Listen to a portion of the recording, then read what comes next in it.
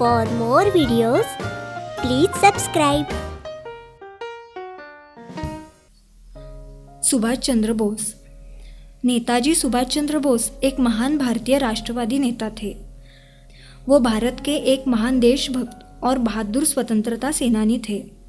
उनका जन्म 23 जनवरी 1897 को कटक उड़ीसा में हुआ था। उनके पिता का नाम जानकीनाथ बोस था, जो एक प्रसिद्ध वकील थे, और माता का नाम प्रभावती देवी बोस था। सुभाष चंद्र बोस बचपन से ही मेधावी, बहादुर और चालाक छात्र थे। उन्होंने कलकत्ता के प्रेसिडेंसी कॉलेज में प्रवेश लिया।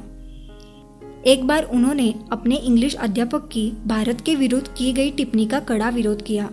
इस वजह से उनको कॉलेज से निकाल दिया गया था। फिर उन्होंने स्कॉटिश चर्च कॉलेज में प्रवेश लिया और 1918 में बीए पास किया। 1919 में उच्च अध्ययन करने के लिए वे इंग्लैंड गए। 1920 में सुभाष चंद्र बोस उन गिने चुने भारतीयों में से एक थे जिन्होंने ICS परीक्षा उत्तीर्ण की।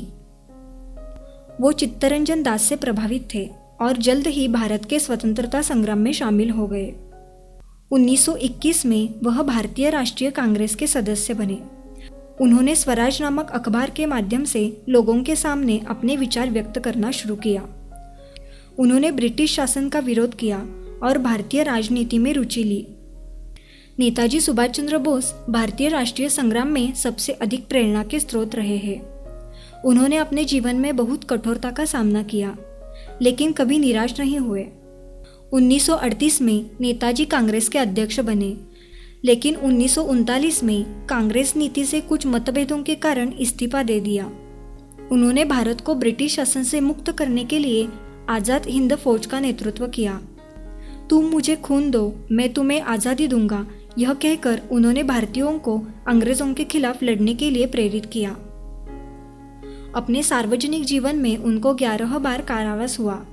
उन्होंने हमेशा हिंसा में विश्वास किया और ब्रिटिश शासन से स्वतंत्रता पाने के लिए एक सशस्त्र विद्रोह का रास्ता चुना। बताया जाता है कि 18 अगस्त 1945 को एक विमान दुर्घटना में नेताजी की मृत्यु हो गई।